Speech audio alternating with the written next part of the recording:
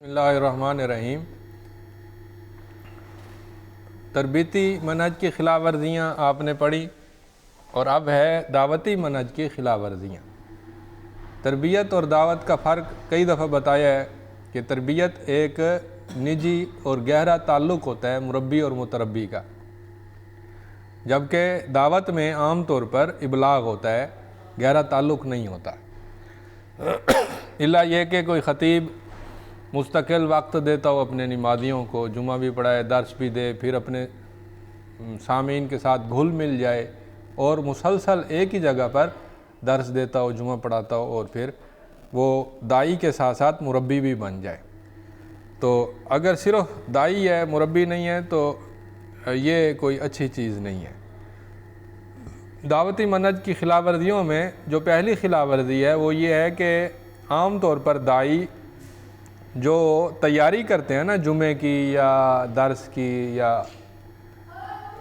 یا خطاب کی جو تیاری کرتے ہیں، وہ ناقص مقامات سے کرتے ہیں۔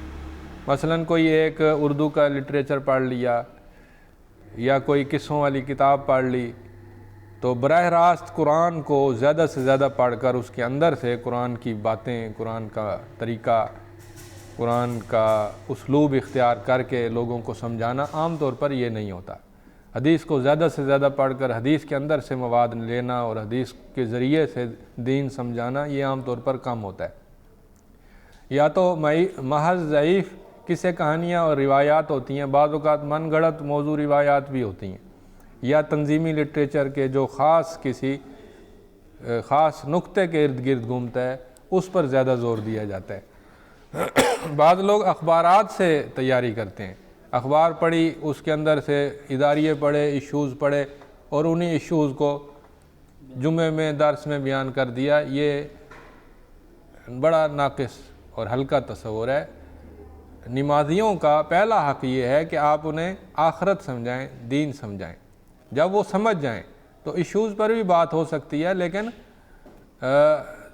پورے جمعے کا کچھ حصہ یا پورے درس کا کچھ حصہ کسی ایشو پر بات ہو جائے، لیکن پورے کا پورا درس، خطاب اور موضوع ایک ایشو پر ہو، اخباری ایشوز پر ہو، تو یہ ٹھیک نہیں ہے، کیونکہ جو خطاب ہوتا ہے وہ اصل میں دین سکھانے کے لیے ہوتا ہے، تبصروں کے لیے نہیں ہوتا۔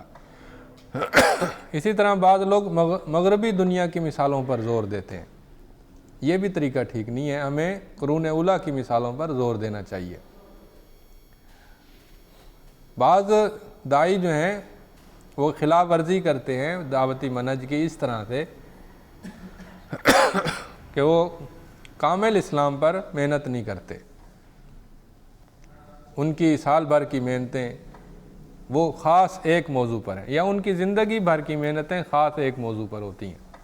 مثلا محض عقیدے پر زور دیتے ہیں، دین کے دیگر امور ترک کر دیتے ہیں، یا محض عبادات اور فضائل اعمال پر زور دیتے ہیں، دین کے دیگر امور نظر انداز کر دیتے ہیں۔ بعض محض سیاست پر زور دیتے ہیں، اور بعض جو ہیں وہ کسی ایک فرض یا کسی ایک مندوب پر حد سے زیادہ زور دیتے ہیں۔ تو انہوں نے کوئی ایک تقریر رٹی ہوتی ہے خاص موضوع پر، اسی کو ہی ہر جگہ سناتے ہیں، تو یہ درست نہیں ہے۔ داعی جو ہے پورا قرآن اور اس کے امور کو جانتا ہو، پوری حدیث شریف، مشکات شریف اور اس کے اندر کی تفصیلات کو جانتا ہو، اور اپنے دور کے حالات جو ضروریات ہیں ان کو پورا اچھی طرح سے جانتا ہو، یعنی بڑا گہرا قسم کا داعی ہو۔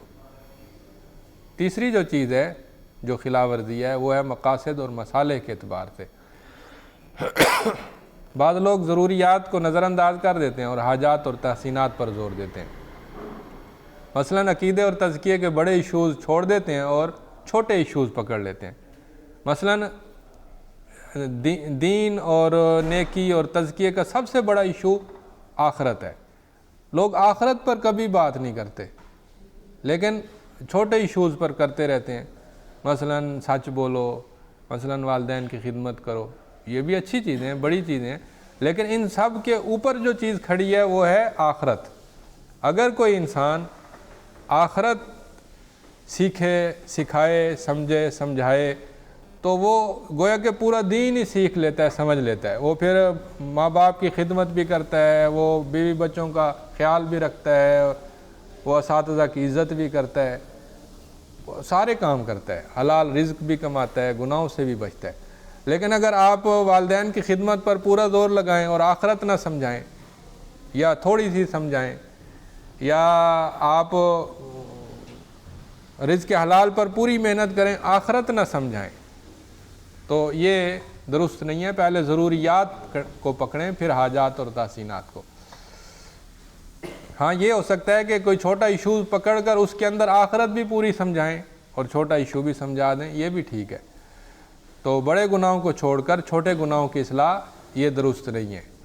بے دینی، دنیا پرستی، آخرت فراموشی کو چھوڑ کر دین کے چھوٹے مسائل پر توجہ، یہ مقاصد اور مصالح کے اعتبار سے درست نہیں ہے۔ بعض لوگ سیاست کے بڑے ایشو چھوڑ دیتے ہیں اور چھوٹے چھوٹے ایشو پکڑ لیتے ہیں۔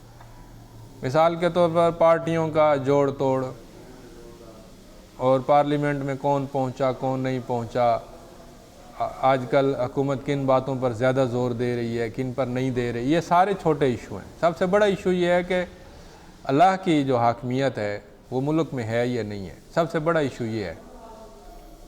تو چوتھی جو خلاف ورزی ہے وہ فقہ و دعویٰ کے اعتبار سے ہے، یا تو تدریج نہیں ہوتی موضوعات میں، یا جان بوجھ کر کوئی اہم موضوع چھوڑ دیا جاتا ہے جسے مداہنت کہتے ہیں۔ مداہنت یہ ہے کہ دنیا کی خاطر استطاعت کے باوجود آپ لچک پیدا کریں، یعنی آپ چاہیں تو لچک نہ کریں، لیکن آپ دنیا کی خاطر، دنیا کے حصول اور مفاد کی خاطر آپ دین کے اندر ناروا قسم کی لچک پیدا کریں، تو یہ مداہنت ہے۔ تو عنف یعنی سختی کرنا، نرمی کی بجائے سختی کرنا، یہ فقہ الدعویٰ کے خلاف ہے۔ خیر خواہی نہ کرنا یہ بھی فقہ الدعویٰ کے خلاف ہے۔ اکراہ یعنی کسی لوگوں کو زبردستی مسلمان بنانے کی کوشش کرنا، یا زبردستی ان پر نیکیوں کو تھوپنا، یا زبردستی ان کو کسی کام کے کرنے پر مجبور کرنا، یہ دعوت کے منہج کے خلاف ہے۔ تو تاثیر شروع میں تاثیر نہیں ہونی چاہیے، نرمی ہونی چاہیے، تنفیر نہیں ہونی چاہیے بلکہ تبشیر ہونی چاہیے، اخلاق حسنہ اچھا ہو، یہ فقہ الدعویٰ ہے۔ تدریج ہو، عدم مداہنت ہو، نرمی ہو، خیرخواہی ہو، جبر تشدد نہ ہو، تیسیر ہو، تبشیر ہو، یہ فقہ الدعویٰ ہے۔ اسالیب کے اعتبار سے بھی خلاف ورزی ہیں۔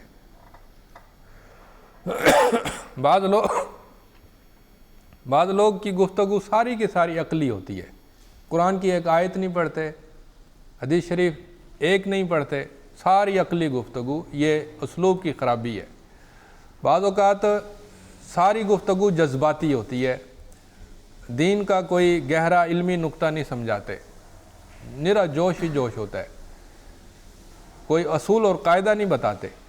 بعض اوقات مشاہدات، تجربات اور واقعات پر زور ہوتا ہے، قرآن حدیث پر زور نہیں ہوتا۔ بعض اوقات سیاست کے جزوی مسائل پر زور ہوتا ہے، سیاست کے کلیدی مسائل پر زور نہیں ہوتا۔ بعض اوقات قوت کے استعمال پر زور ہوتا ہے کہ یعنی لوگوں کو ابھارا جاتا ہے کہ مار دو، توڑ دو، پھوڑ دو، ہاتھ سے برائی کو روکو۔ تو قوت کا استعمال بتانا یہ درست نہیں ہے جب تک کہ قوت موجود نہ ہو۔ بغیر قوت کے ہم لوگوں کو ابھاریں کہ ہڑتال کرو، جلوس نکالو، توڑ پھوڑ کرو، یہ چیز غلط ہے۔ تو پانچوں چیزوں پر مناسب اور متناسب زور ہونا چاہیے، یہ صحیح اسلوب ہے۔ عقل مندی بھی ہو، جذبات بھی ہوں، مشاہدات بھی ہوں، سیاست بھی ہو، قرآن حدیث کی نصوص بھی ہوں، حکمت اور مصلحت بھی ہو، بوقت ضرورت قوت کا استعمال بھی جائز ہے۔ تعامل کے لحاظ سے بھی دعوت کے میدان میں خلاف ورزیاں ہوتی ہیں۔ مثلا تعامل تین قسم کا ہوتا ہے، یا ناروا نرمی ہوتی ہے یا ناروا تشدد ہوتا ہے۔ تکفیر کرنا کسی گروہ کی، کسی فرد کی، کسی نعوذ باللہ کسی عالم کی، تشدد کرنا، منافرت پھیلانا، علماء پر طعن کرنا، کبار کا احترام نہ کرنا، اختلاف کے آداب سے لا علم ہونا، یہ تعامل کے لحاظ سے داعی کی خلاف ورزی ہیں۔ ناروا نرمی، ناروا مداحنت، الولا والبراء میں کمزوری، بدعتی سے علیحدگی میں کمزوری، کفار سے مربوبیت اور کفار سے محبت، یہ بھی تعامل کی کمزوری ہے۔ دین جو ہے یا دعوتی منہج جو ہے وہ بین بین ہے، نہ تو تشدد ہو اور نہ ہی ناروا نرمی ہو، اصول اور قاعدے کے مطابق نرمی بھی ہو اور سختی بھی ہو۔ اس کے بعد ساتویں چیز ہے متفرق امور کے لحاظ سے خلاف ورزیاں۔